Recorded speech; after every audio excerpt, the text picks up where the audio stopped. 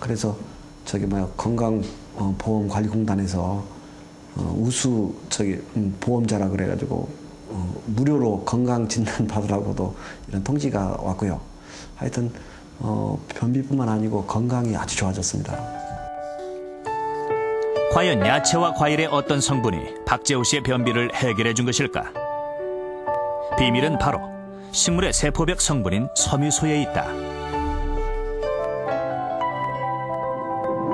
섬유소는 다른 영양소와 달리 소화되지 않은 상태로 대장까지 전달되는데 대장을 통과하는 동안 수분을 흡수해 스펀지처럼 부풀어 오른다.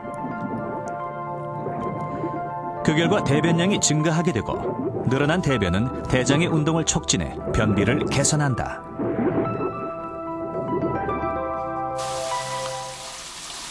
그렇다면 섬유소를 충분히 섭취할 경우 유산균엔 어떤 변화가 나타날까? 이틀간은 야채 위주로 섬유소를 충분히 섭취하게 하고 다른 이틀간은 고기 위주로 식사를 하게 한 뒤 장내 유산균 수를 측정했다. 대변은 대장을 거쳐 만들어지기 때문에 장내 세균이 그대로 담겨 있다. 따라서 대변 속에 들어있는 유산균을 배양해 그 농도를 비교해 보았다.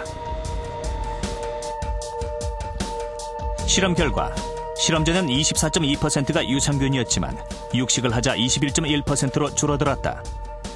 하지만 식이섬유를 풍부하게 섭취한 이틀 후 유산균의 비율이 다시 61%까지 늘어났다. 식이섬유가 충분한 야채 등을 적절하게 섭취하게 되면 섭취된 이 식이섬유가 장내에 있는 토양 환경을 좋게 해주면서 비피더스 유산균 등이 잘 살아갈 수 있는 환경을 만들어주게 됩니다. 하지만 한국인 일일 섬유소 섭취량은 17g으로 권장량보다 많이 부족하다.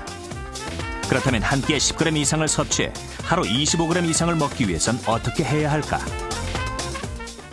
주식인 밥은요, 그냥 흰쌀밥보다는 보리나 잡곡이 식이섬유가 많고요. 특히 콩 중에서는 이 강낭콩이 가장 식이섬유가 많기 때문에 보리밥에 강낭콩도 이렇게 넣어주면 더 좋을 것 같습니다. 생선을 조릴 땐 감자, 무 같은 야채를 함께 넣어주면 좋다. 미역이나 다시마, 김과 같은 해조류에 풍부한 알긴산 역시 섬유소의 일종이다. 특히 브로콜리 같은 경우는 요즘 많이 드시는 식품 중에 하나잖아요. 근데 이 줄기는 좀 단단하니까 잘 요리에 사용을 안 하고 버리는 경우가 많은데요. 식이섬유 같은 경우는 이런 줄기라든지 약간 좀 단단한 부분 속에 훨씬 식이섬유가 많기 때문에 이런 줄기 부분도 이렇게 데쳐서 무친다든지 데쳐서 이렇게 볶거나 그러면 훨씬 부드러우니까 식이섬유를 버리지 마시고 꼭 이 부분도 드셨으면 좋겠다는 말씀을 드리고 싶고요. 여기에 김치와 바나나 하나를 더하면 한 끼 식단만으로도 섬유소 함량이 17g, 권장량의 절반 이상을 섭취할 수 있다. 빵을 먹을 땐 흰빵보다는 호밀빵을 이용하고 야채와 과일을 곁들이면 한 끼에 10g 이상 충분한 섬유소를 먹을 수 있다.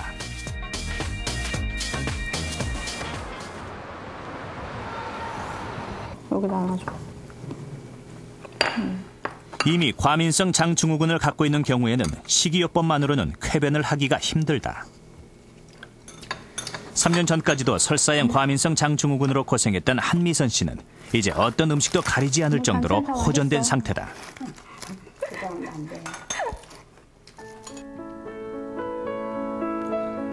변화가 시작된 건 3년 전 명상을 배우면서부터다. 아침 저녁으로 10분씩 명상에 잠기는 시간. 그 속에 미선 씨의 쾌변 비결이 있다. 장이 아픈 이유가 불안하거든요. 그러니까 배가 아프다는 생각이 또 배를 아프게 만들고 막 그런 게 되게 많아요. 그래서 그런 생각들에서 벗어나기 위해서는 그러니까 그런 생각들을 끊어버리는 게 제일 또 중요하거든요. 지하철에서 늘 화장실로 뛰어갈 생각에 문 옆에만 서 있었다는 그녀는 이제 출근길에서도 늘 편안하다. 배가 아프다는 불안감 자체를 잊는 것. 그것이 미선 씨가 자유로워질 수 있는 가장 큰 이유였다.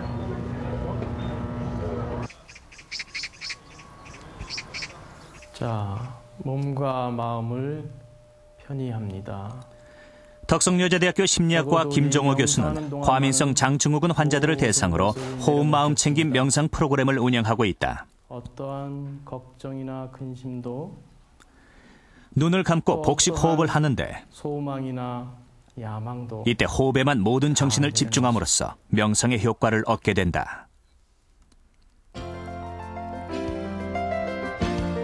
실제 과민성 장증후군 환자들을 대상으로 명상을 실시한 결과에 따르면 명상 후 설사 증세는 절반 정도, 변비 증세는 3분의 1 정도 감소했다. 뿐만 아니라 복부 팽만감과 복통 역시 줄어 증상 완화에 효과를 나타냈다. 과민성 장증후군은 스트레스에 의해 유발되고 악화된다. 따라서 명상과 같은 방법을 통해 스트레스를 조절하고 긴장을 풀어주면 대장의 운동성과 민감도를 정상적으로 되돌리는 데 도움이 된다. 장기는 특히 우리의 마음에 영향을 많이 받습니다. 우리가 화가 나거나 슬프거나 우울해지게 되면 소화에도 영향을 받게 되고 또한 그것은 사람에 따라서는 과민성 장증으로 나타나기도 합니다. 따라서 우리의 마음을 잘 다스리는 것은 우리의 몸을 잘 다스리는 것이고 결국 우리의 장을 건강하고 조화롭게 기능할 수 있도록 해주는 그런 역할을 하게 되는 것입니다. 장 건강을 지키는 쾌변의 조건 5가지. 첫 번째, 고지방식과 자극적인 음식을 피해라. 두 번째, 식이섬유가 풍부한 야채와 과일을 먹어라. 세 번째, 물을 하루 8잔 이상 충분히 마셔라. 네 번째, 하루 30분 주 3회 이상 운동하라. 5번째, 스트레스를 조절하라.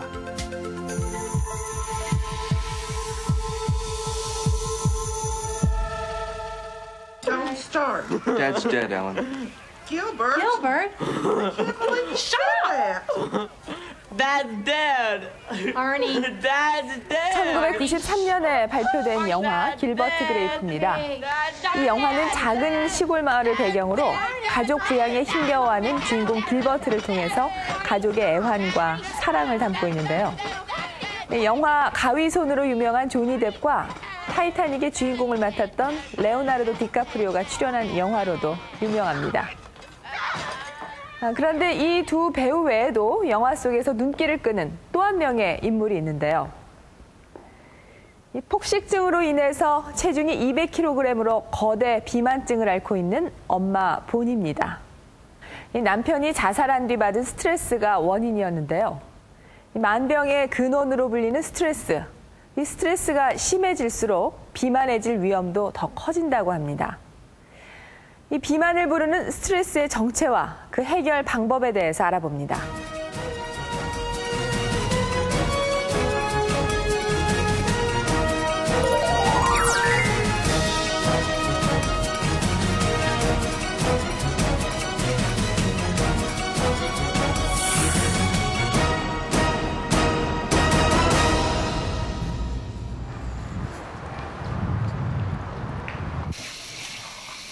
최근 다니던 직장을 그만둔 뒤 6개월 만에 체중이 10kg 이상 늘어났다는 윤숙현 씨.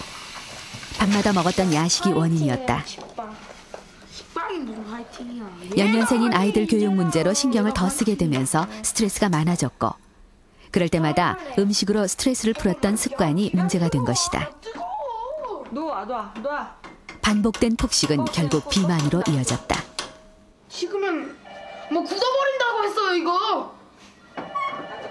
아이들이 10시면은 자러 들어가요. 아빠도 대부분 일찍 자거든요. 그러면 이제 10시 이후에는 나만의 시간이에요. 그러니까 그동안 북적북적거리고 막 뭐 쌓였다가 이제 조용하고 아무도 없으면 그 북적거림과 그 스트레스에 대한 뭐 갈구는 아니겠지만 그러니까 뭐가 이제 허전하니까 뭘 먹을까라는 생각을 하면서 먹게 되는 게 이렇게 좀 많이 쁜 것 같아요.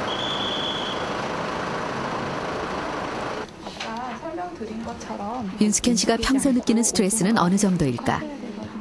검사를 통해 평소 스트레스를 느낄 때 생겨나는 스트레스 호르몬인 코티졸의 농도 변화를 비교해 보기로 했다. 정확한 검사를 위해 단계별로 3차례 체열을 했다.